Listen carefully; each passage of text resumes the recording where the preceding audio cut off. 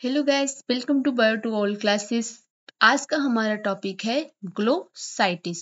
Glossitis क्या है? Disorder of the mouth का सेकेंड टाइप्स है। ओके, यहाँ पे हम देखेंगे कि ग्लोसाइटिस में क्या क्या देखेंगे, इसके टाइप्स देखेंगे, इसके कॉजेज क्या क्या होते हैं, इसके साइन और सिम्टम्स क्या होते हैं, इसको डायग्नोज कैसे किया जाता है, इसका प्रिवेंशन कैसे किया जाता है और इसका मेडिकल मैनेजमेंट क्या क्या होता है। ओके, तो सबसे पहले हम देखेंगे इसमें ग्लोसाइटिस होती क्या है, इसका डेफिनेशन देखेंगे। So now start.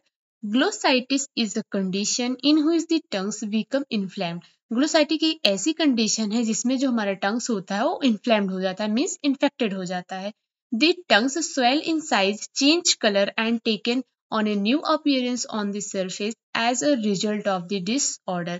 ओके, जो हमारा टंग्स होता है वो क्या हो जाता है, स्वेल हो जाता है, साइज में चेंज हो जाती है और इसका जो टंग्स का कलर होता है उसमें भी चेंजिंग आ जाती है और एक नया अपीयरेंस हो जाता है, मतलब नया अपीयर हो जाता है टंग्स के शेप में।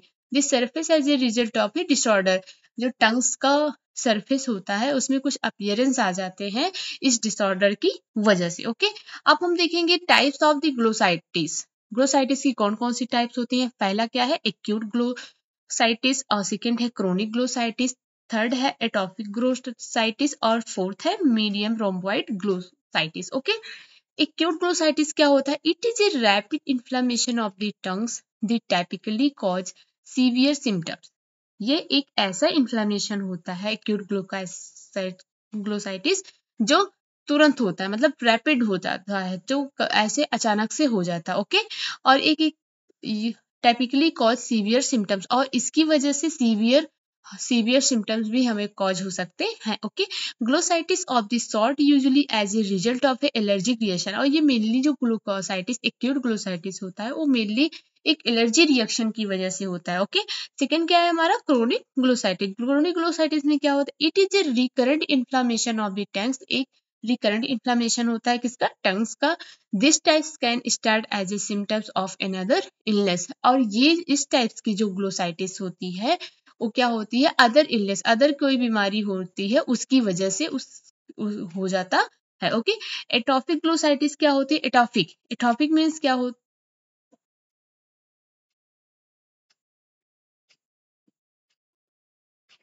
एटॉपिक, एटॉपिक ग्लोसाइटिस क्या होती है? एटॉपिक मीन्स क्या होती है? कमजोरी, weakness. It is also known as Hunter glossitis. एक इसको हम हंटर ग्लोसाइटिस भी कहते हैं। It is characterize by the loss of large number of papillae. तो इसमें क्या होती है, इसमें देखा जाता है कि जो हमारे टंग्स में पैपिलाई होता है उसकी जो वो उसका जो नंबर्स होता है बढ़ जाता है, मतलब वो अधिक अमाउंट में हो जाता है। ठीक, the colour and texture of the tongues alter as a result of this, और जो इसका टेक्सचर होता है, कलर होता है टंग्स का, वो एक्सचेंज होता है, मतलब चेंज हो जाता है, सॉरी। उसके बाद glossy tongues is a common systems of the from glossitis. जो ग्लॉसी टंग्स होते हैं, एक ग्लॉसी टंग्स जो होते हैं वो एक कॉमन सिस्टम्स होता है ग्लोसाइटिस का। ओके, अब देखते हैं लास्ट वाला हमारा क्या है, मीडियम रिम्बॉइड ग्लोसाइटिस। इसमें क्या होता है? It is A types of glossitis that is frequently caused by A Candida east infection. ये भी एक टाइप्स का ग्लोसाइटिस होता है जो मेनली कॉज होता है कैंडिडा ईस्ट इन्फेक्शन से। ओके, सो अब हम आगे देखते हैं कि इसके कॉजेज कौन कौन से होते हैं। कॉजेज क्या क्या होते हैं? सबसे पहले है क्या, allergic reaction. Allergic reaction to drugs, food and other possible irritates can irritants the papillary and muscular tissue. Okay, ये मेनली क्या हो, किसकी वजह से हो सकते हैं? किसी एलर्जिक रिएक्शन की वजह से, किसी दवा की या किसी खाने की एलर्जी की वजह से हो सकते। हाँ, और ये किसी इरिटेट सब्सटेंस या किसी इरिटेट प्रोडक्ट को यूज करने से हो सकते हैं, और जो हमारे मस्कुलर टिश्यू और टंग्स पैपिली होते हैं उसमें इरिटेंट की वजह से हो सकते हैं। Okay, toothpaste and certain form of blood pressure drug are examples of the irritant। कुछ टूथपेस्ट होते हैं जिसका हम यूज करने के बाद हमारे क्या होता है, ब्लड प्रेशर जो ड्रग्स होता है वो हमारे टंग्स को बहुत ज्यादा इन्फेक्ट कर देता है। ओके, उसकी वजह से हो सकते हैं। और हमारा नेक्स्ट कॉजेज क्या है? डिजीज। डिजीज क्या क्या हो सकती है? सर्टेन डिजीज हो सकती है, particularly those that induce nutritional deficiency की वजह से भी होती है, जिसके जो क्या क्या होता है, सीलियक डिजीज होती है, प्रोटीन कैलोरीज मालन्यूट्रिशन की वजह से होती है, एंड पर्निशियस एनीमिया की भी वजह से हो सकती है, कैन कॉज ग्लोसाइटिस। इन सारी चीजों की वजह से क्या होता है, ग्लोसाइटिस कॉज हो जाती है। ओके, इन्फेक्शन क्या क्या हो सकते हैं इसमें, इन्फेक्शन की वजह से क्या क्या हो सकती है, glossitis can be caused by bacteria and viral और फंगल इन्फेक्शन। और जो ग्लोसाइटिस होती है वो बैक्टीरिया और वायरल और फंगल इन्फेक्शन की वजह से भी हम कॉज हो सकती है। ओके, हाउ इसलिए oral herpes that is a viral and fungal infection are two of the most common causes of glossitis. जो ओरल हार्पिस होती है, जो एक वायरल और फंगल इन्फेक्शन होता है, वो बहुत ही मोस्ट कॉमन कॉजेज होता है किसका, ग्लोसाइटिस का। सेकेंड हमारा क्या है, माउथ ट्रामा। माउथ ट्रामा क्या होती है, it might have impact on the tongues condition. तो क्या होता है माउथ ट्रामा में, जब कोई हमारे टंग्स में कोई उंड हो जाता है या कोई कट जाता है या बर्न हो जाता है, तब ये कंडीशन होती है। ओके, तो किसकी वजह से होता है, cuts and burn on the tongues as well as dental appliances such as brushes on the teeth can produce inflammation।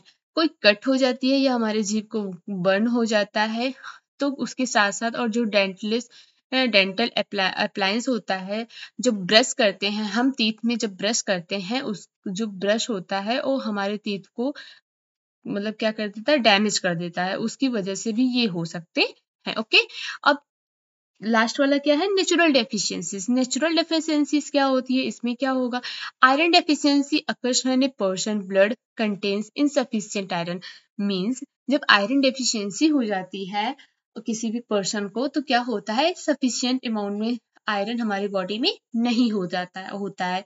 और क्या इस वजह से भी होते हैं। Low level of the iron cause low amount of myoglobin. Means जो low level होता है आयरन का, आयरन जब लो लेवल हो जाएगा उसकी वजह से जो मायोग्लोबिन की अमाउंट होगी वो बहुत कम हो जाएगी, जिसकी वजह से हमें ग्लोसाइटिस डिजीज हो सकती है। Okay, A component in the blood that is important for the health of the muscles in the body including the tongues which can Glossitis can also be caused by a lack of vitamin B12। Means कुछ components होते हैं जो blood में होते हैं, ठीक, जैसे कि क्या क्या हो सकते हैं, RBC, WBC, I know you know what components of blood that is important for the health of all muscles in the body. तो ये क्या होती है, ये जो कंपोनेंट्स होती हैं हमारी बॉडी की मसल्स के लिए बहुत ही इंपॉर्टेंट होती हैं, और मेनली हमारे टंग्स के लिए, व्हिच कैन कॉज ग्लोसाइटिस, जिसकी डेफिशिएंसी होने की वजह से हमारे माउथ में ग्लोसाइटिस हो सकता है। Okay, glossitis can also be caused by a lack of vitamin B12। ग्लोसाइटिस किसकी वजह से भी हो सकता है, विटामिन B12 की कमी से भी हो सकता है। ओके, अब हम देखेंगे कि साइन एंड सिम्टम्स क्या होते हैं किसके, ग्लोसाइटिस के। शैलो टंग्स मीन्स जो हमारे टंग्स होंगे उसमें स्वेलिंग आ जाएगी। Okay, pain in the tongues, और टंग्स में पेन होगा मतलब दर्द होगा। बर्निंग और ईचिंग इन द टंग्स, और टंग्स में हमारे क्या होगा, वो बहुत पूरा वाला बर्निंग होगा, इचिंग होगा, जलेगा।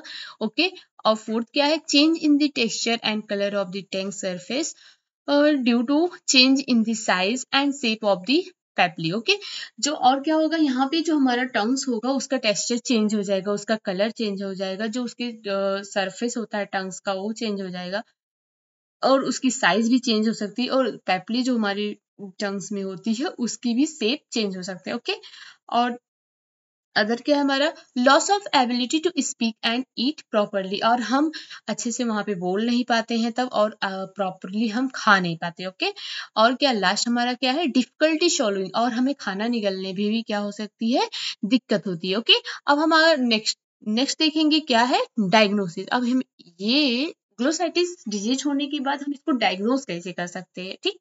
सबसे पहले क्या है हमारा, in case a person experiences glossitis symptoms he or should consult a dentist or a doctor.